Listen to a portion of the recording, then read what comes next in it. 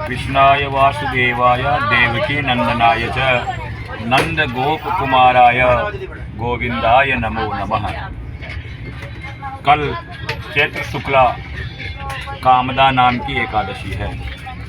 कामदा एकादशी का व्रत उस व्यक्ति को अवश्य करना चाहिए जिसके घर में किसी प्रकार की प्रेत बाधा हो या परिवार का कोई व्यक्ति प्रेत बन गया हो, राक्षस बन गया हो या किसी अन्य योनि में जीवन जी रहा हो, दुख भोग रहा हो और परिवार वालों को भी कष्ट दे रहा हो, तो ऐसे व्यक्ति को कल की जो आने वाली कामदा एकादशी है उसका व्रत उपवास करके उसका फल उस प्राणी के निमित्त देना चाहिए, ताकि इस कामदा एकादशी के व्रत के प्रभाव से उसकी जो प्रेत योनि है, जो राक्षस योनि है या अन्य कोई असामान्य योनि है जिसमें वो जीवन व्यतीत कर रहा है, कष्ट भोग रहा है, वो छूट जाती है और उस प्राणी को तो मोक्ष मिलती ही मिलती है।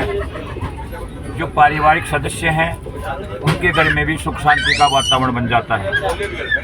इसकी कथा इस प्रकार बताई गई है कि महाराज दिलीप जो सूर्य वंश के राजा थे, उन्होंने अपने गुरुदेव वशिष्ठ जी से प्रार्थना की कि हे प्रभु, हे गुरुदेव, मेरे को आप ऐसा कोई व्रत उपवास बताइए जिसको करने से राजा होने के नाते मैंने जीवन में चाहते हुए भी कई पाप किए हैं, तो उन पापों से मैं छुटकारा पाना चाहता हूँ।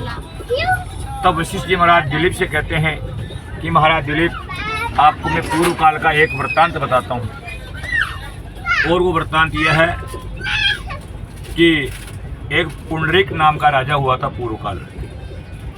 ये पुंडरीक राजा जो था ये बड़ा वैभवशाली एवं इसकी प्रजा हमेशा सुखपूर्वक जीवन व्यतीत करती थी। इसकी प्रजा को कोई कष्ट नहीं था। इसकी नगरी के अंदर यक्ष, किन्नर, गंधर्व आदि भी निवास करते थे और इस राजा को नृत्य देखना, गाने सुनने का बड़ा शौक था। तो एक रोज इसी के नगर के अंदर ललित नाम का यक्ष एवं ललिता नाम की जो यक्षिणी थी, उन दोनों ने सभा में नृत्य कर रहे थे। दोनों आपस में बहुत ज़्यादा प्रेम करते थे। तो नृत्य करते करते ललित नाम का जो यक्ष था उसने अपनी धर्म पत्नी की याद आ गई और विचार करने लगा। विचार करते करते उसका स्वर भंग हो गया। स्वर भंग हो जाने से जो गान नृत्य चल रहा था वो अवरुद्ध हो गया। अवरुद्ध होते ही वहाँ पे करकोटक नाम का नाग बैठा हुआ था। वो जाकर के अपने राजा से कहते हैं कि महाराज, ये जो ललित नाम का यक्ष है ना, इन्होंने अपनी पत्नी की याद के अंदर ये स्वर भंग किया है, अतः इसको दंड मिलना चाहिए। पुंडरीक जो राजा थे उन्होंने तुरंत श्राप दे दिया कि हे ललित, अगर तूने ऐसा किया है तो तू घोर रूप से राक्षस बन जा इसी क्षण। तो राजा के श्राप से जो ललित नाम का राक्षस था वो राक्षस बन गया।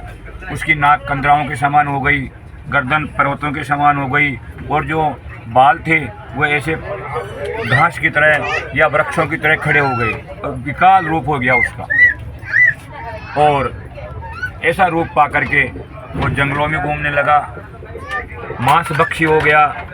जब उसकी पत्नी ललिता को ये पता लगा तो वो बड़ी दुखी हुई और दुखी हो करके अपने पति से ज़्यादा प्रेम करने के कारण उसके पीछे पीछे चलने लगी और चलते चलते वो श्रृंगी ऋषि के आश्रम पर पहुंच गई।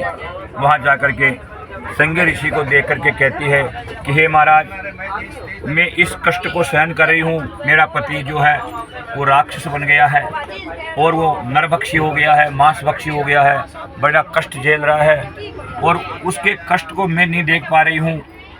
अतः आप शीघ्र मेरे को कोई ऐसा उपाय बताइए जिसको करने मात्र से उसकी जो ये राक्षस योनि है वो छूट जाए। श्रृंगी ऋषि बड़े दयालु थे। उन्होंने विचार किया कि हे शुभगे, मैं आपको एक उपाय बताता हूँ, और वो उपाय यह है कि चैत्र मास में शुक्ल पक्ष की जो कामदा एकादशी आती है उसका आपको विधि पूर्वक भगवान का जागरण करते हुए वो व्रत उपवास करना चाहिए। और उसका व्रत उपवास करके ब्राह्मणों की मौजूदगी में उसका फल अपने पति को प्रदान करो। उस फल के स्वरूप आपका पति की जो राक्षस योनि है वो छूट जाएगी और वो पुनः अपने शरीर में आ पाएगा। उन्हें इंतजार किया। कुछ समय बाद जब चैत्र शुक्ला एकादशी आई तो उसने बड़ी विधि विधान के साथ व्रत उपवास किया और व्रत उपवास करके ब्राह्मणों की मौजूदगी में उसका फल अपने पति को देती है। और उस फल के प्रभाव से उसके पति की वो राक्षस योनि तुरंत ही समाप्त हो जाती है और पुनः पहले वाले यक्ष रूप में आ जाते हैं और बड़े आनंद पूर्वक आगे का जीवन जीते हैं और लंबे समय तक जीवन जीते हुए भूलोक पर रमण करते रहे और अंत में वैकुंठ लोक को चले जाते हैं। तो यह है कामदा एकादशी का प्रभाव। जिस व्यक्ति के किसी भी प्रकार की ऊपरी बाधाएं हैं उस व्यक्ति को इस कामदा एकादशी का व्रत अवश्य करना चाहिए और करके उस प्रेतात्मा के निमित्त उसका फल देना चाहिए ताकि उसको भी शांति मिले और आपको परिवार को भी शांति प्रदान हो। जय राधे, जय गोविंद।